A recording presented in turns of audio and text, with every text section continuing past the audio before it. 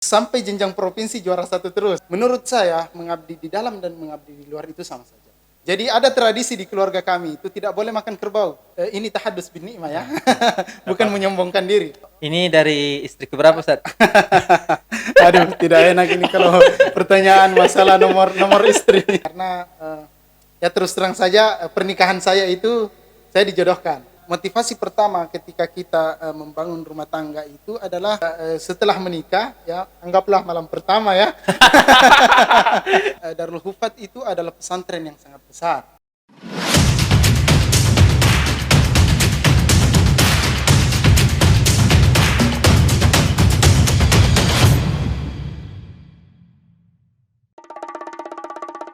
Cek Bilala Podcast. Assalamualaikum warahmatullahi wabarakatuh. Halo teman-teman, kembali lagi bersama kami di Bilala Podcast. Kami berharap kepada teman-teman semua semoga dalam keadaan sehat walafiat. Alhamdulillah pada kesempatan kali ini kita sudah mengundang salah satu narasumber. Beliau adalah salah satu pembimbing kami di Jakarta khususnya, dan juga beliau juga guru kami di Jakarta. Beliau sudah ada di tengah-tengah kita, di depan kita. Beliau adalah Ustadz Andi Sulaiman Arsyad, LC. Assalamualaikum Ustadz. Waalaikumsalam warahmatullahi wabarakatuh. Bagaimana kabarnya Ustadz? Alhamdulillah sehat, alhamdulillah dalam keadaan sehat. Alhamdulillah. Ustadz, bisa mungkin diperkenalkan di teman-teman, di pemirsa, antum itu siapa sebenarnya? Baik. Masya Allah. Baik teman-teman pemirsa Bilala Podcast yang dirahmati Allah Subhanahu wa taala, perkenalan singkat tentang profil saya mungkin ya, atau siapa saya sebenarnya. Insya Allah. Jadi nama lengkap saya adalah Andi Sulaiman Arsyad. Sekarang sudah ada LC-nya di belakang karena sudah selesai di Lipia. Insya Allah. Kemudian saya lahir di Masago, Desa Masago, Kecamatan Patimpeng, Kabupaten Bone, pada tahun 1988. Saya sebutkan tanggalnya ya, biar nanti kalau ulang tahun insya Allah ada yang traktir. Tanggal 20 bulan 12, 88. Kemudian karena ini profil singkat ya, jadi saya mungkin menceritakan jenjang pendidikan secara singkat. Saya belajar di SD 259 Patimpeng, Desa Patimpeng. Kemudian setelah selesai pada 2001, melanjutkan pendidikan di Darul Hufat 77 tercinta, Masya Allah. Kemudian setelah selesai di Darul Hufat pada tahun 2007, nanti 2009, 2 tahun setelahnya saya melanjutkan pendidikan di Lipia. Nah di sini ada ada mungkin tanda kutip kenapa ada 2 tahun. Nah ya, mungkin salah satu pembahasan kita pada malam hari ini. Betul, insya Allah.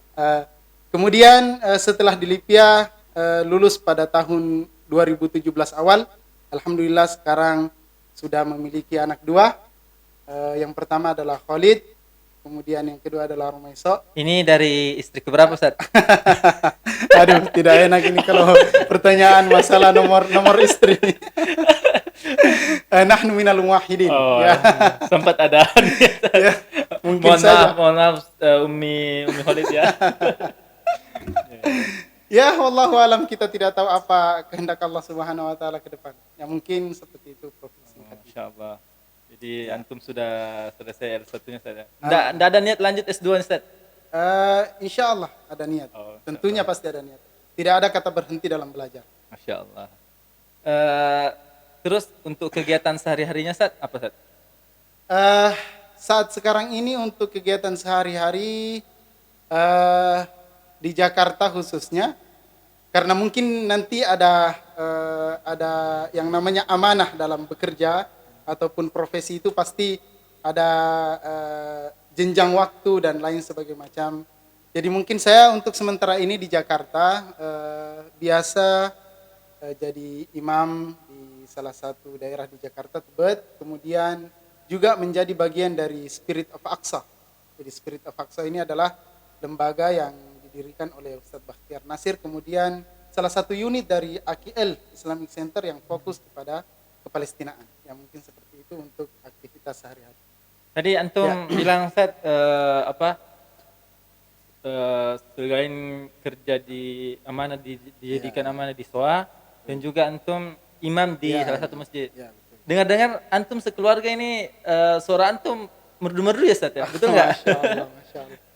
Eh, Wallahu alam bisawab, tapi mungkin ini adalah salah satu anugerah dari Allah Subhanahu wa taala yang kemudian kami dilahirkan dari pasangan dulu bapak dan ibu itu adalah peserta MTQ semuanya.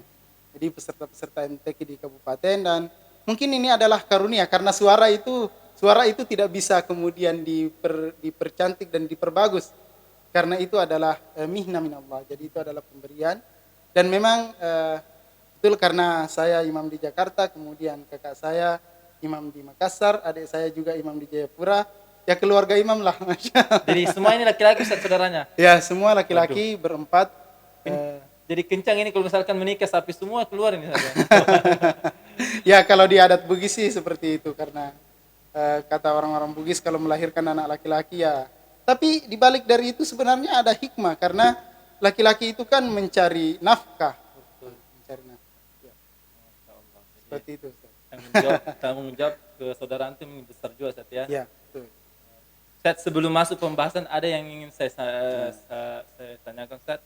Dengar-dengar dari orang tua antum katanya ada ini ya Ustaz, ataukah bapak mungkin atau ibu, Ya. katanya beliau punya saudara banyak. Itu dari mana Ustaz? Dari bapak atau dari ibu Ustaz? Oh, mungkin ini yang dimaksud adalah garis keturunan gitu ya. Iya, gitu Ustaz. Betul memang, karena bukan la nuzakki 'ala Allahi ahad, kita tidak boleh kemudian mensucikan seseorang di atas Allah Subhanahu wa taala, di hadapan Allah, kemudian juga kita, tapi ini adalah semacam tahaddus bin nikmah, tapi juga sebenarnya ada yang keliru di sini, karena saya dilahirkan dari keturunan, kalau dalam bahasa Bugis itu namanya Arung. Arung itu adalah raja di masa dulu kan. Itu raja keberapa Ustaz? Wallahu alam, tapi ini garis keturunan dulu namanya ada Arung Patimpeng. Jadi saya tidak tahu bagaimana kisahnya. Intinya karena Arung itu sering menikah, ya kan, sering menikah, dan ada cerita, kemudian muncul cerita bahwasanya Arung Patimpeng dulu kakek moyang saya itu sempat menikah sampai 40 kali. Dan di sini ada yang keliru, karena dia bersumpah ketika menikah 40 kali, maka yang ke-40-nya itu adalah harus tedo buleng. Tedo buleng itu dalam bahasa Bugis itu kerbau putih. Oh, betul. Jadi ada tradisi di keluarga kami itu tidak boleh makan kerbau. Kalau yang masih menganut tradisi ini, karena dia memakan nenek moyangnya. Tapi antum masih itu Ustaz? Ya tentunya kita ini adalah orang yang terpelajar, alumni pesantren dan lain sebagainya ya. Hal-hal yang tidak sesuai dengan agama itu dihilangkan. Dan ada keunikan yang terjadi kemudian di keluarga saya, karena saking banyaknya rumpun keluarga saya ini, akhirnya ibu saya sepupu satu kali itu lebih 200 mungkin. Sepupu satu kali lebih. Bahkan ada sepupu satu kali ibu saya itu tidak kenal. Karena ya inilah keunikan dari keturunan kerajaan, karena banyak istrinya dulu-dulu kan. Seperti itu. Jadi Ya. antum kayaknya harus banyak ini juga Ustaz ya. Harus banyak perbanyak ibu-ibu juga Ustaz. Wallahu alam bisawab. Jadi ada Ya. sedikit garis keturunan dari kerajaan antum Ustaz. Oh, Ya, makanya antum betul. disebut Andi Ustaz ya. Ya, Gitu. betul. Inilah tradisi orang Bugis, karena keturunan kerajaan maka disebut dengan Andi. Ya. Saya Andi Sulaiman Arsyad. Masya Allah. Oh, Dan sebenarnya bukan hal sesuatu yang kita harus banggakan. Andi itu bukan sesuatu yang harus kita banggakan. Tetapi bukan berarti juga Andi itu kita harus hilangkan. Jadi memang ini tidak ada salahnya, karena Rasulullah sendiri pun juga mengatakan menikahi perempuan itu salah satunya adalah nasab. Nah, nasab itu kan bagaimana kita kemudian menjadikan nasab kita kemudian terjaga dan lain sebagainya. Dan alhamdulillah qadarullah saya dilahirkan dari keluarga Andi, dan ini harus saya pertahankan. Tapi bukan berarti saya berbangga jadi Andi. Masya Allah, ini betul-betul narasumber kita pada Ya. kesempatan kali. Profil yang singkat tapi keturunan yang Masya Allah. Ternyata beliau dari keturunan darah biru ya. Ya, kerajaan. Kerajaan. Kalau orang Bugis mengatakan Arung. Arung. Oke, Makanya Arum Palaka, ya Arum kan? Palaka. Kita Oh sebut iya Arum betul, Arum Palaka. Palaka. Eh, eh, ini Ustaz, kan tadi antum Ya. bilang mulai pendidikan SD, SMP sampai Ya. SMA di SMP SMA di Darul Hufat Ya, kan. betul, betul. Kemudian 2007 selesai itu Dan nama angkatan Al-Ittihad. Al-Ittihad. Al-Ittihad. Setelah itu lanjut di Libya tahun 2019. Otomatis Ya. ada 2 tahun jedanya Ya, Ustaz. betul. Antum termasuk yang dipercaya di pondok dalam kutip mengabdi atau apa Ustaz? Ah, ya, betul. Ah, jadi masalah pengabdian, pengabdian khususnya di Darul Hufat dan juga tentunya ini umum untuk seluruh pesantren-pesantren karena otomatis pesantren itu kan memiliki istilah pengabdian setelah selesai. Biasanya 90% pesantren yang ada di Indonesia alumninya itu harus mengabdi, entah itu mengabdi di pondok, dipercayakan kemudian mengabdi di pondoknya sendiri ataukah mengabdi kemudian di tempat lain. Semuanya adalah pengabdian. Dan saya termasuk saya termasuk orang yang kemudian dipercayakan untuk mengabdi di masyarakat, ya, bukan di pondok.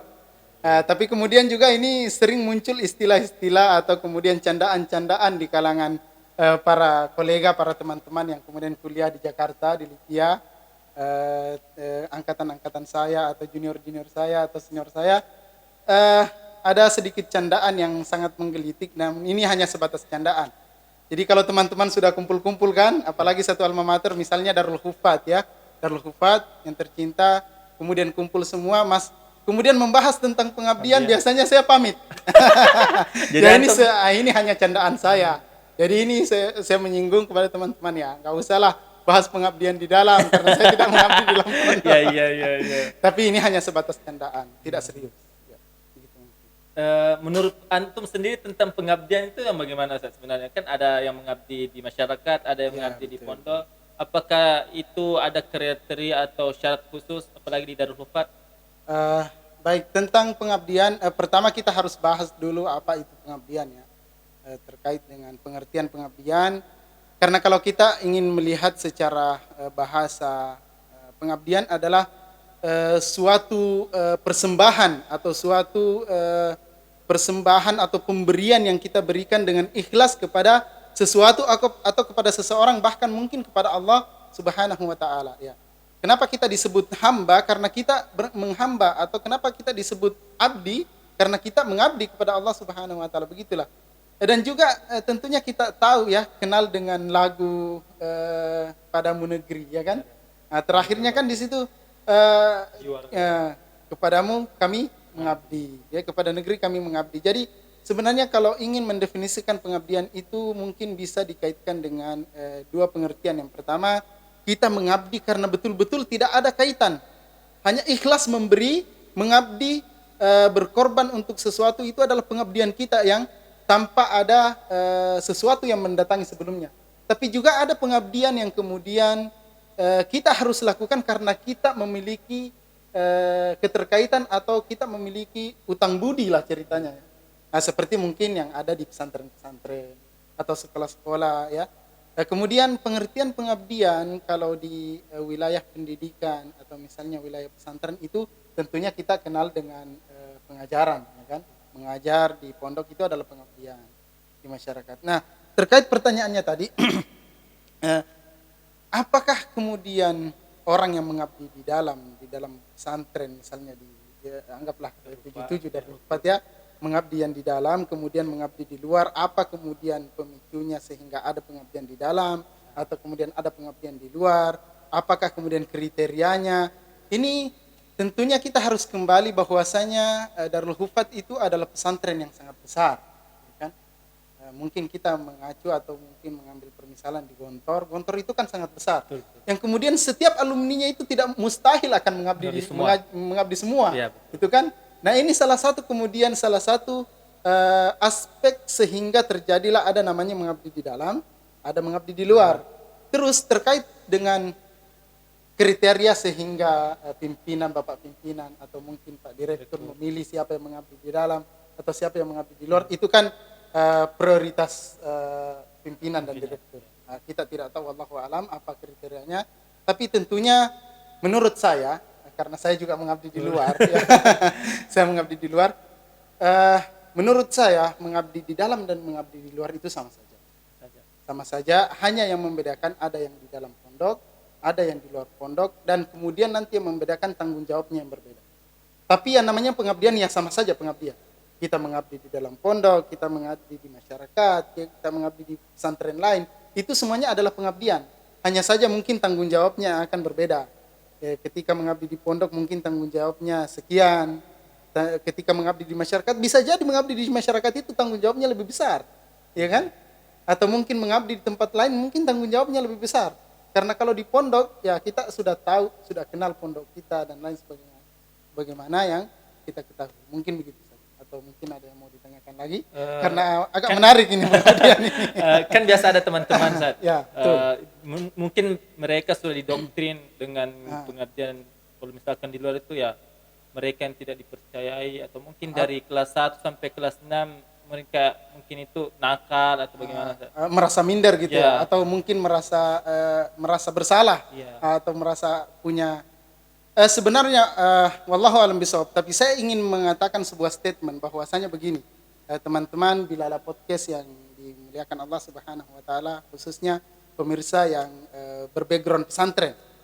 Saya ingin mengatakan bahwasanya ketika antum selesai di jenjang pesantren, misalnya 1 sampai 6 tahun, anggap saya 6 tahun di pesantren, selesai jenjang semuanya, proses semuanya saya selesaikan, sampai kemudian wisuda, ini adalah orang yang terpilih.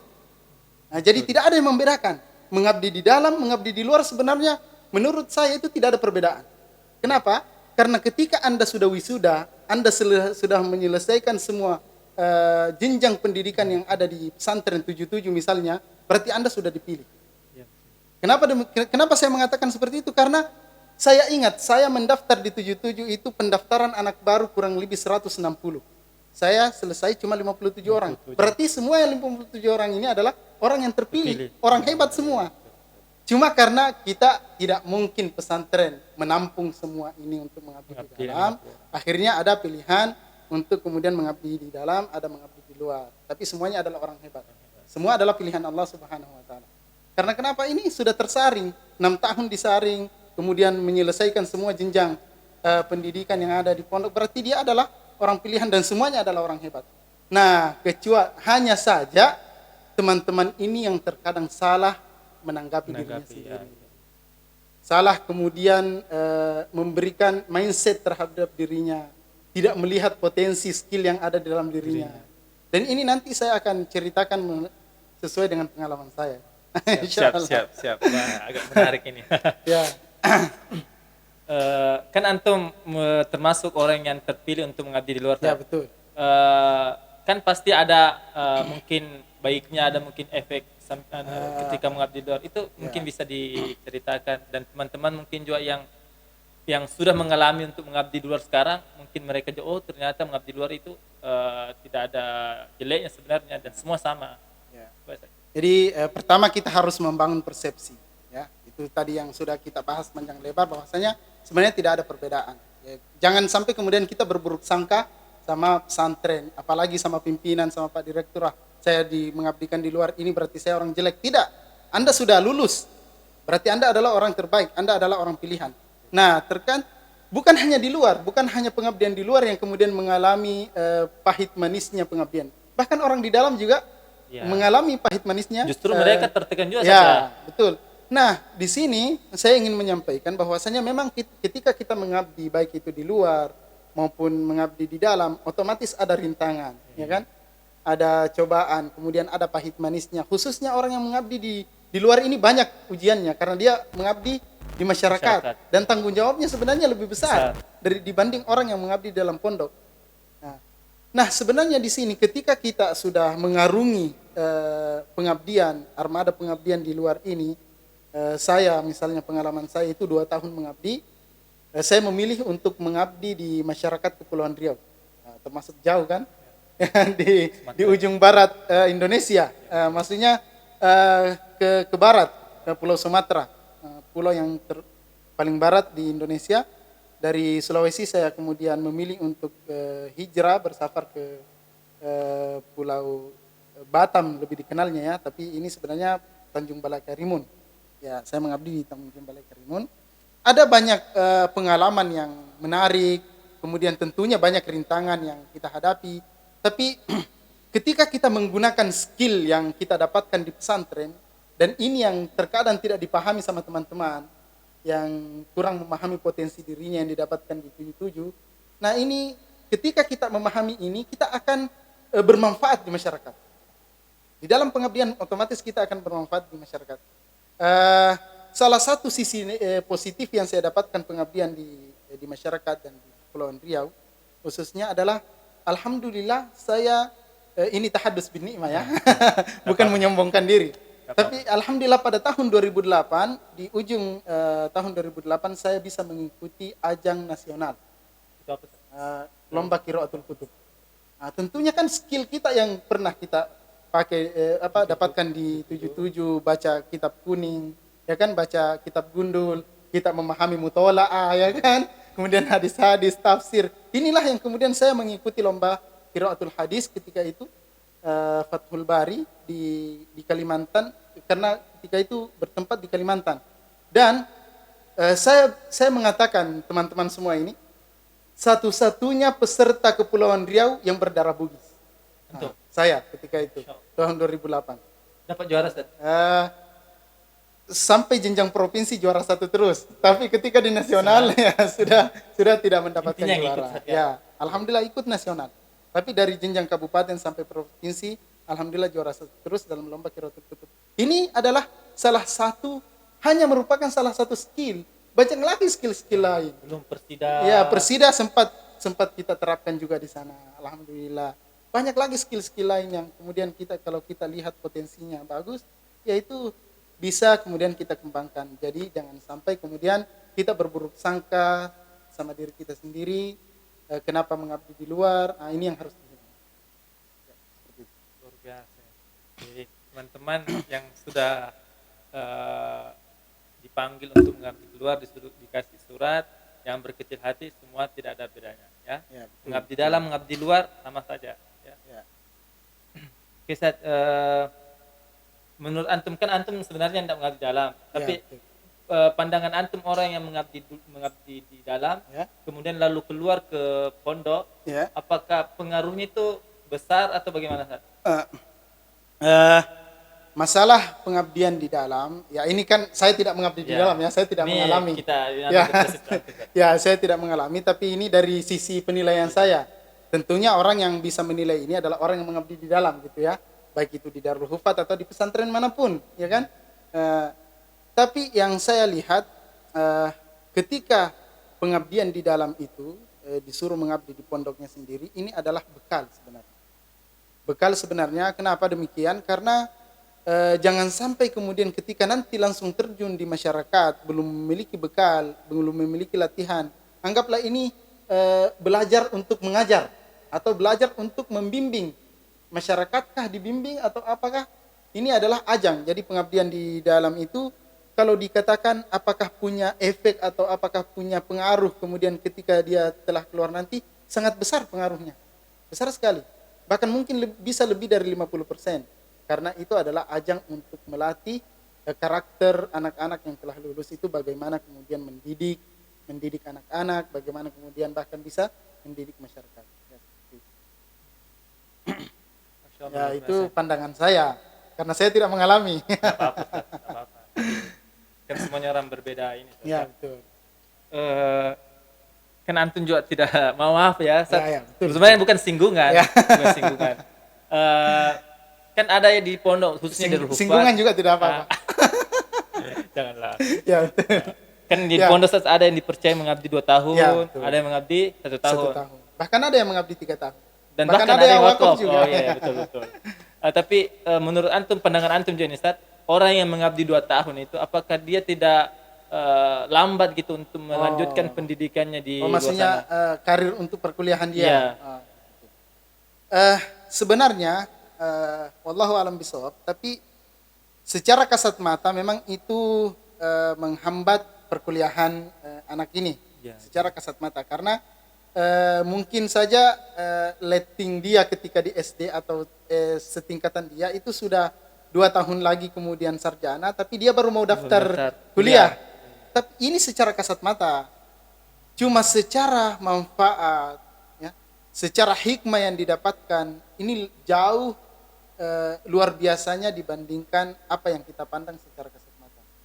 Karena belum tentu kalau kita lihat ada satu pernyataan yang saya dapatkan dari beberapa dosen yang ada di Steinbone, ya, di Steinbone itu mereka menyatakan seperti ini. Kalau ada mahasiswa saya yang tua-tua dan pintar, itu saya yakin dari Darul Hufat.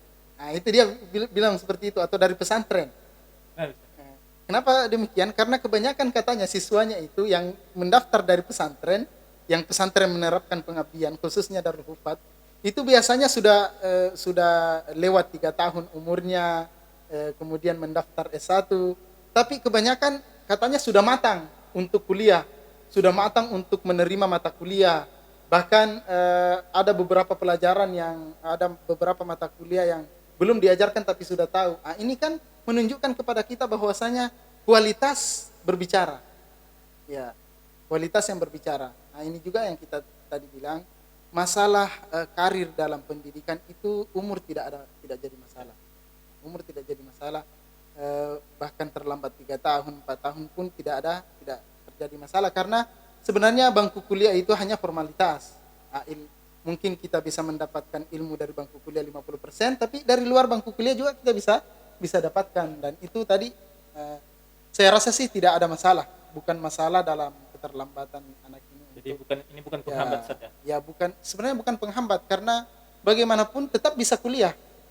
Hanya saja terlambat waktu. Tapi mungkin nanti hasilnya ketika dia sudah LCK misalnya atau sudah S1, mungkin akan jauh berbeda hasilnya yang dia dapatkan dengan orang yang cepat kuliah. Tapi sekarang kan Ustaz, ada sistem, kalau nggak salah di negeri, kalau misalkan mendaftar di negeri, ijazah itu minimal 2 tahun nggak bisa ini Ustaz. Apalagi kan di pondok biasa khususnya di 7, kita ujian nasional itu di kelas 6, otomatis ngabdi 2 tahun. Jadi otomatis 2 tahun ini menganggur Ustaz. Ini kan berbicara tentang yang di bawah hukum ya, negeri ya. Tapi saya rasa tidak jadi masalah sih, karena kebanyakan alumni pesantren itu mendaftarnya juga biasanya bukan di swasta tentunya kan. Dan swasta saya rasa belum menerapkan hal seperti itu. Jadi ini saya rasa bukan hambatan, kecuali kalau misalnya memang dia mau untuk ke negeri, mungkin itu adalah menjadi salah satu hambatan. Tapi kan toh kita lihat pendidikan di Indonesia ini khususnya ya, apalagi dan juga di luar negeri, banyak pilihan. Jadi kita tidak mentok kepada satu pilihan. Jadi saran saya kepada adik-adik, kemudian kepada pemirsa Bilala Podcast, bahwasanya ketika ingin mendaftar, karena ini kan membahas tentang alumni dan kemudian pengabdian, kemudian jenjang selanjutnya perkuliahan. Jadi sebenarnya ketika mendaftar ke jenjang berikutnya, jangan hanya memilih satu pilihan. Jadi ada namanya planning A, planning B, sampai mungkin planning C, bahkan mungkin sampai planning Z. Karena jenjang pendidikan itu bermacam-macam, kemudian semuanya memiliki nilai positif. Ya, begitu. Minum dulu Ustaz lah. Ya. Capek juga gitu. Ya, sudah berbusa kayaknya. Bismillahirrahmanirrahim. Masya Allah. Kita sponsor ya. Ya. Bilala TV. Bilala Podcast ya. Masya Allah. Nah, ini tadi masalah pengabdian sudah dibahas tuntas sama Ustadz Andi Sulaiman Arsyad. Nama sebenarnya antum kalau dipanggil Ustadz apa sih? Nickname-nya gitu ya. Nickname-nya. Nama saya Andi Sulaiman Arsyad. Kalau di kampung dulu di waktu SD biasa dipanggil Andi Emang. Ya, tapi sekarang karena sudah punya anak tertua saya Khalid, jadi biasa disapa sama teman-teman Abu Khalid. Abu Khalid. Tapi bagusnya Ustaz yang sekarang itu apa? Abu Khalid Abu atau Khalid mungkin. Abu Khalid, Masya Allah. Biar tapi enggak apa-apa aja Ustaz bilang Andi Emang atau ya, Taimang. Ya, biasanya juga teman-teman panggil Taimang. Ya, karena ini menarik juga, karena Andi itu ketika sudah menikah maka dia akan berubah menjadi gitu kan. Tanah. Ya, ya bukan kita. Gitu kan. Tadi sudah dibahas tuntas tentang masalah pengabdian, semuanya tidak ada bedanya. Ya, semuanya sama, baik di dalam dan maupun itu yang mengabdi di luar. Nah, tapi ini saya kan dari kelas 1 sampai kelas 6 otomatis kita di pondok kan sudah lupa 6 tahun, apalagi dipercayai untuk mengabdi 2 tahun. Nah, terkadang kita yang menjadi santri pasti ada hambatan atau ada masalah yang pernah didapati ketika nyantri. Bukan hanya di pondok, bahkan di luar di pondok. luar ya. Dalam mengarungi kehidupan banyak masalah, ya kan? Tapi untuk menghadapi permasalahan begitu, antum sebagai santri dari Unpad bagaimana? Ini permasalahan di pondok, permasalahan di luar, umum ya, dalam menghadapi permasalahan. Untuk antum dulu yang selama menjadi santri. Di pondok berarti selama di Darul Hufaz. Mungkin antum punya masalah, uang saya hilang atau saya punya masalah di luar keluarga. Untuk menghadapi masalah itu supaya tidak berhenti bagaimana? Bagaimana ya? Saya sebenarnya begini. Jadi di pondok itu saya punya kakak namanya Andi Guli Ahmad. Ini satu tingkat di atas saya. Cuma terus terang dari kelas 1 sampai kelas 2 mungkin kalau ada masalah, kan ini masih labil ya. Biasanya mengadu sama kakak. Tapi setelah kelas 3, kelas 4 sudah jadi pengurus, kemudian lanjut sebagainya. Saya di pondok sendiri sudah tidak memiliki orang tertentu untuk mengadu. Jadi biasanya kalau saya ada masalah, biasanya kemudian kadang juga nangis atau bahkan pernah punya masalah di pesantren hampir keluar. Itu ketika saya jadi bagian kantin. Ini terus saja. Ketika jadi bagian kantin karena mungkin tanggung jawabnya besar dan ini akhirnya dan mungkin bukan minat saya juga. Mungkin itu saya anggap sebuah masalah karena bukan minat saya. Minat saya itu di bahasa. Di bahasa saya ingin menjadi pengurus bahasa Mudabir Lugo. Tapi ditarik ke kantin. Ya, ditarik ke kantin menjadi pembantu bagian kantin dan mendapatkan masalah yang besar. Tanggung jawabnya besar dan adalah permasalahan pribadi yang mungkin tidak baik untuk kita ini kan ya. Itu hanya permasalahan pribadi yang kemudian menjadikan saya hampir berpikir untuk keluar dari pondok kelas 4. Namun kemudian saya pura-pura sakit kan. Jadi pulang ke BKS. Mengurung diri di BKS pura-pura sakit satu minggu. Namun alhamdulillah mungkin ada ketika itu ada pembimbing bahasa yang paham dengan karakter saya. Siapa itu, Ustaz? Beliau adalah Ustaz Andi Takdir. Ustaz Andi Takdir, pembimbing bahasa, dan beliau mungkin paham dengan karakter saya. Beliau yang kemudian mengajukan saya untuk mengajukan surat untuk dipindahkan menjadi Mudabir Lugo. Dan setelah pindah jadi Mudabir Lugo di Rala, alhamdulillah saya kemudian bisa betah di pesantren. Akhirnya bakat saya bisa tersalurkan di bahasa. Sempat jadi bagian bahasa di PBR. Ya. Dan Mudabir Rala. Waktu kelas 5, jadi Mudabir Rala ini pembantu Ustaz.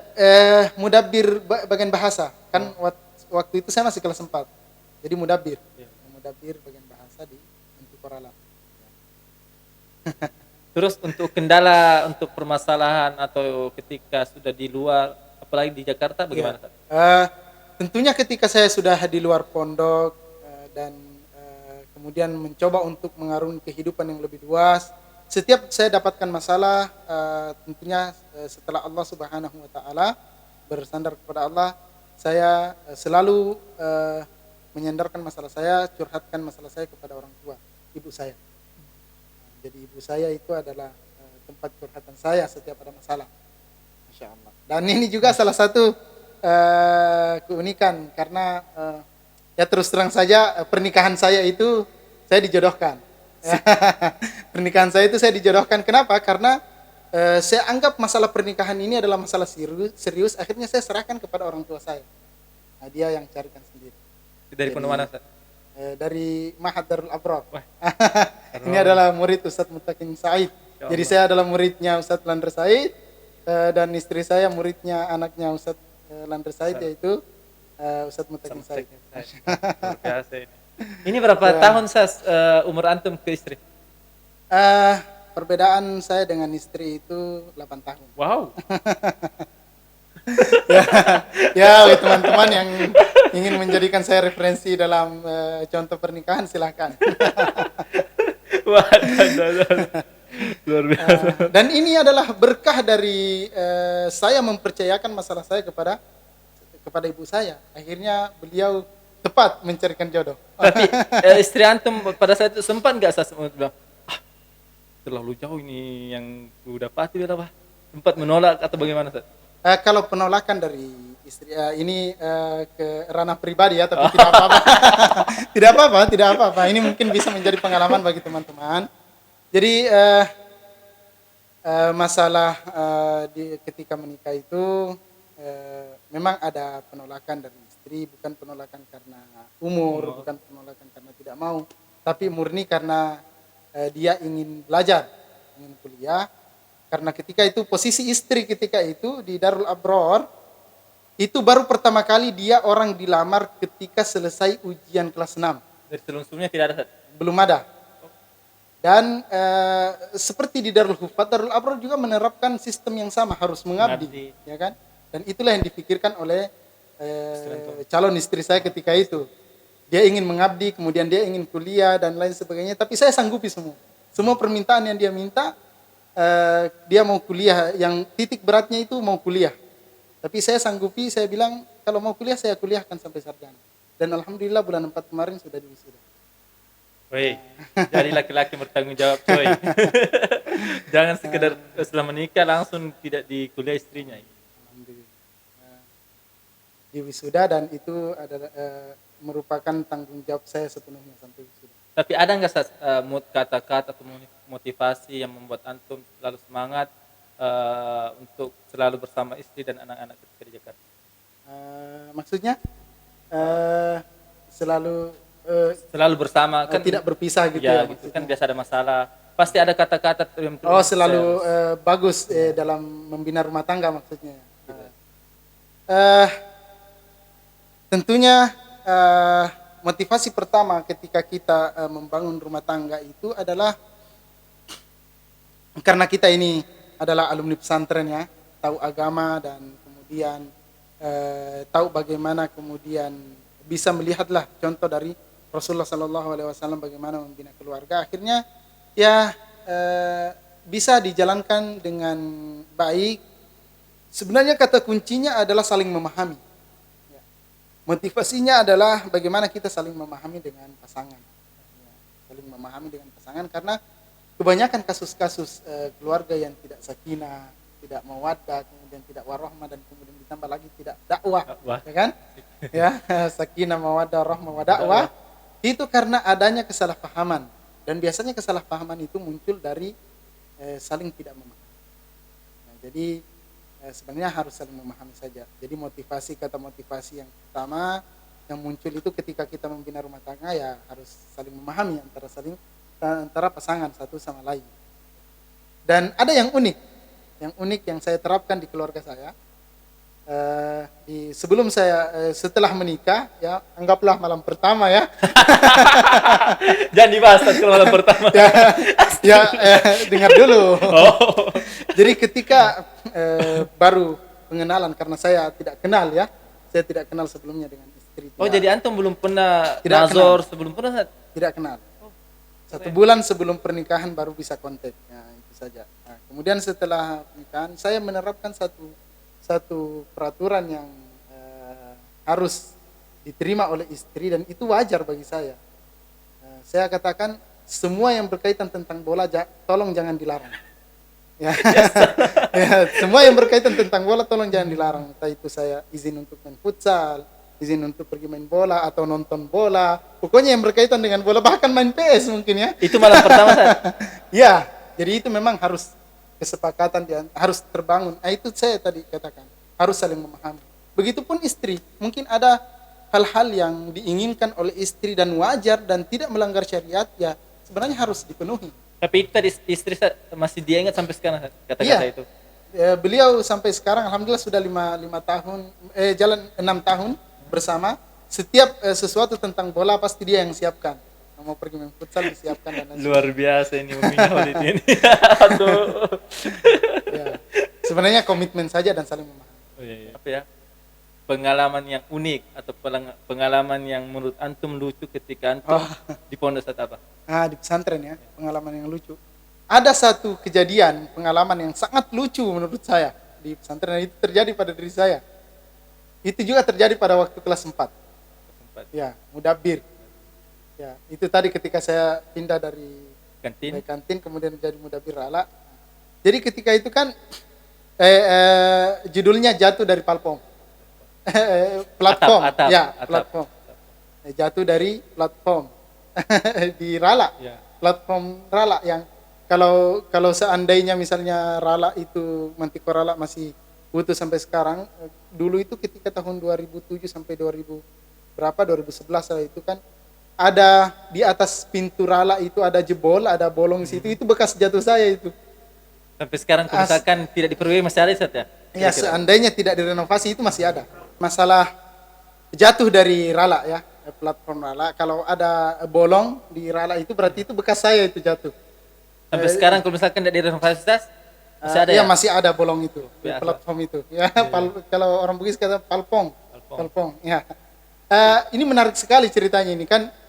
Ceritanya ini adalah komik Conan. Ya, jadi itu adalah masa-masa ujian dan ketika itu selesai masa ujian, hari laporan pertanggungjawaban panitia ujian di masjid, semua orang kumpul di masjid.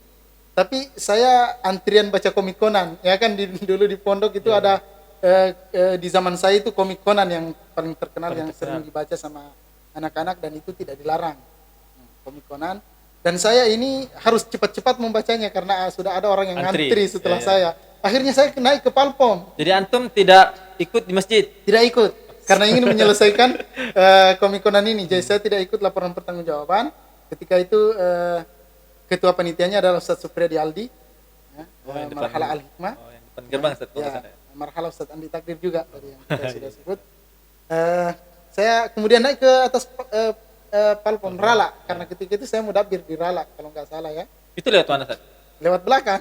Oh, lewat ya kan di belakang itu banyak bolong-bolong dan akses untuk ke atas. Akhirnya saya saking asyiknya saya baca komik Conan ini sehingga saya tidak sadar kan ketika itu pakai sarung. Saya tidak sadar saya berdiri untuk memperbaiki sarung di atas platformnya di atas platform ini. Jadi posisi saya jatuh itu berdiri pas sampai di bawah langsung berdiri juga. Di bawah berdiri juga karena belakang saya ini kemudian tergesek sama coran atas itu. Yeah. Kemudian tangan saya terbentur oleh pintu depan, pintu masuk rala. Akhirnya pas posisi jatuh saya berdiri. Nah, uniknya lagi setelah saya jatuh itu saya langsung masuk ke kamar anggota, ke kamar Rado di tempat hasir kan, tumpukan hasir, saya baring di situ, baring tidur. Kemudian tidak ada yang tahu kejadian itu. Ya, jadi saya ingat waktu itu kelas 6 Ustadz Kausar cari ya Al-Tutoh siapa pelakunya dan dia tidak dapatkan. Bahkan ada yang naik ke atas platform itu maksudnya sudah tidak ada kejadian. Yang uniknya ketika itu Ustadz Taufik ya, saya minta maaf kepada pondok ya, khususnya ini karena ini kejadian unik ya bagi saya dan lucu sekali, tapi akhirnya pada kesempatan ini saya minta maaf. Saya minta maaf sama Darul Hufat, kemudian sama Ustadz Taufik ketika itu yang bertanggung jawab dengan sarana dan prasarana pondok, yang ketika itu orang yang merusak satu platform harus ganti. Dan saya tidak ganti waktu itu karena saya tidak ketahuan. Tapi sekarang ada niat ganti Ustaz? Tapi kayaknya sudah diperbaiki Ustaz. Ya, tapi tentunya ada niat ganti, tapi cara mengganti kita sudah berbeda. Mungkin itu dengan pengabdian, apapun yang kita bisa lakukan terhadap pondok. Salah satunya adalah ketika mengadakan daurah ketika waktu masih di Libya itu kami semangat sekali untuk berbuat untuk pondok. Apapun yang kita lakukan untuk pondok, dan salah satunya juga adalah ketika ada inisiatif teman-teman untuk kemudian kembali berbuat untuk pondok, kita apapun bentuknya kita harus wajib untuk membantu pondok. Bukan hanya mengganti kepingan Palpom tadi, tapi lebih dari itu kita harus. Luar biasa. Ya. Sebenarnya ini jangan ditiru juga ya, kalau misalkan apalagi adik-adik atau siapapun, ya sebenarnya ini tidak baik. Ya. Walaupun ini sekedar pengalaman. pengalaman lucu ya. pengalaman lucu. Tapi nggak bisa dilupakan juga. Ya, juga Itulah keunikan yang terjadi di pondok pesantren, dan itu sih sebenarnya wajar saja terjadi. Terima kasih Ustaz. Ya. Terima kasih atas pengalaman lucunya dan juga pelajaran-pelajaran banyak sekali bisa diambil pada kesempatan kali ini, apalagi tentang masalah pengabdiannya. Ya, Oke teman-teman dan juga pemirsa Bilala Podcast. Adapun kesimpulan pada kali ini yang beliau sudah sampaikan ke semua, ke pemirsa juga, yaitu masalah pengabdian baik khususnya di Pondok Darul Hufat dan juga yang lain, tidak ada sebenarnya perbedaan siapakah yang mengabdi dalam dan siapa juga mengabdi di keluarga ataupun di masyarakat. Ini semua tidak ada perbedaannya, semuanya sama-sama. Ini yang pertama. Kemudian yang kedua yang bisa kita ambil, kita petik malam kesempatan kali ini, yaitu masalah potensi diri. Dimanapun kita sebenarnya berada, jika potensi itu dikembangkan atau potensi itu diperlihatkan, maka kita tidak akan merugi bahasanya. Itulah. Dan yang terakhir untuk poin yang kita bisa petik malam ini pada kesempatan kali ini adalah jika kita punya masalah, sebenarnya kita harus sampaikan masalah ini ke orang tua setelah menghadap ke Allah sebenarnya.